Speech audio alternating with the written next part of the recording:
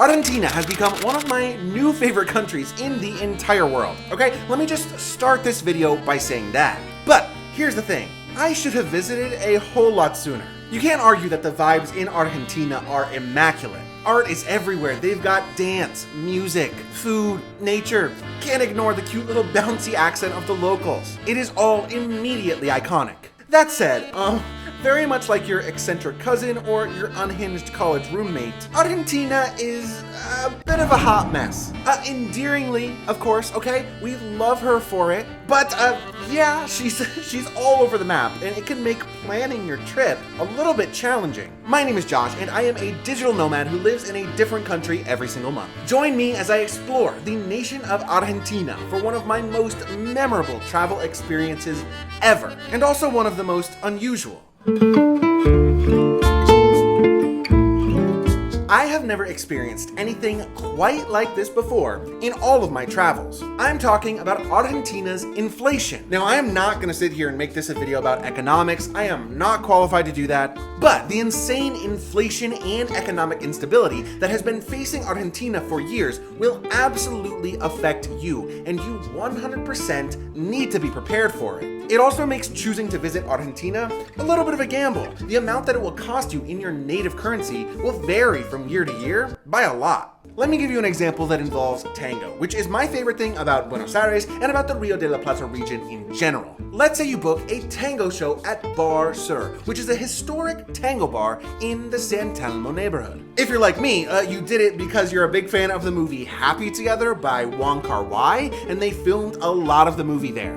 Look, I recognize that reference may be very niche, but if you haven't seen it, go watch it. It is cinema. If you are going to Bar Sur, like I did, then riding an Uber across town to get there will be very cheap. I'm talking only around $5 or maybe even less depending on where you're traveling from. Also, that Airbnb or hotel you booked for the night, potentially also very affordable. Naturally, there is a lot more variance here because you have tons of different tiers of costs when it comes to accommodations, but to try to make understanding the difference simple, I personally paid about half the price for my Airbnb in Buenos Aires as I have at some other comparable places around the world, despite the fact that Buenos Aires is an amazing city.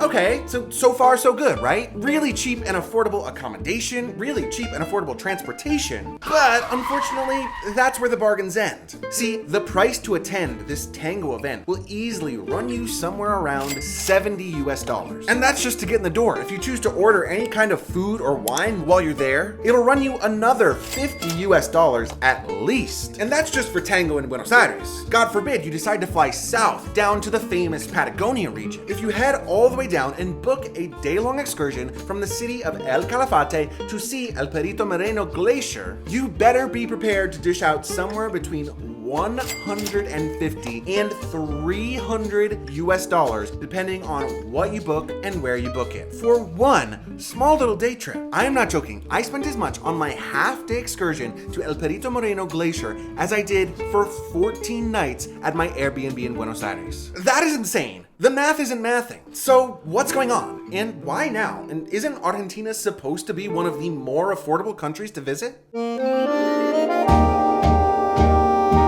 Okay, I know I said that this would not be a lecture on economics, and I meant it. So I'll let you do the research elsewhere if you'd like to learn exactly why Argentina's inflation situation is the way that it is. To my understanding, it has to do with a lot of money printing and some questionable political decisions. However, I do find the way that the Argentinian people have handled this inflation to be really fascinating.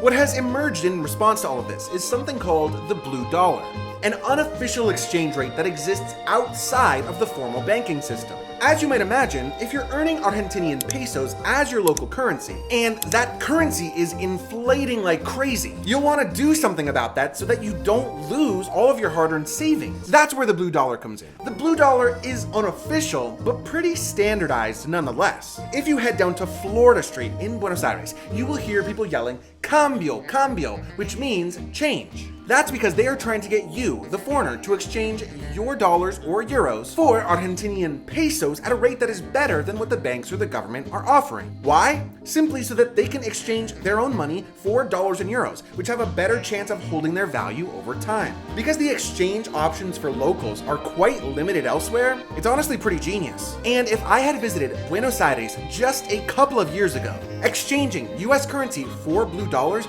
would have made my money worth literally twice as much. That's right, you would have gotten double the amount of pesos for the same amount of dollars.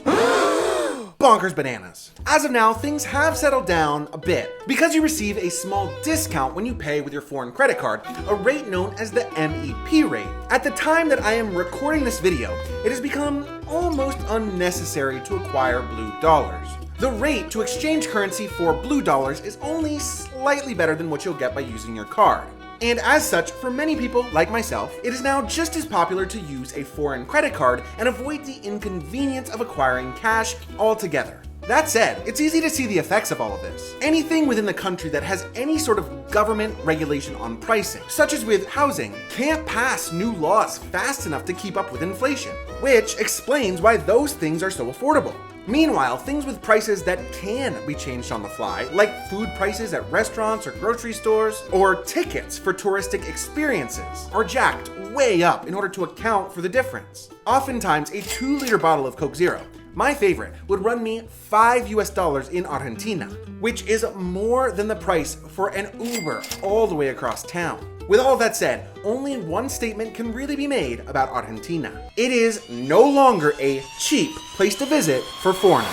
At least not at all in the way that it was just a couple of years ago. But as bad as that might sound, I'm not really mad about it. In fact, I think in some ways, it's a good thing. Argentina is one of the most incredible and beautiful places I have ever seen, and I have only just scratched the surface. I had the chance to visit Buenos Aires and Iguazu Falls, as well as El Calafate and Ushuaia to the south. But there is so much more that I still need to see in the north and to the west. And regardless of Argentina's financial situation, I can't wait to go back. Like, who even am I? I am just a tourist who's looking to spend a week or two there. Imagine what it's like for the locals who earn their money in Argentinian pesos. It is a constant challenge trying to figure out ways to organize their money so that it maintains its value over time. And so when you look at it like that, I am more than happy and willing to spend a little bit more of my tourist dollars there. And my suggestion for you would be that as you're budgeting your trip, take everything into account. Yes, some things are going to cost you more than you're used to, especially in Patagonia. However, other things will cost you quite a bit less as well. And I have a hunch that once you balance everything out, that it will cost you about the same as it would to take a trip to many places elsewhere. Yes, I absolutely could have saved a lot of money on my trip to Argentina if I had gone a couple years ago and used the blue dollar. But you know what? Better late than never, because man, I love this country and I will go back time and time again as long as I am able. What do you think? Do you plan to visit Argentina? Let me know if you have questions down in the comments. And don't forget to like and subscribe and give this video a watch as well. YouTube thinks you're really gonna like it. I hope you do.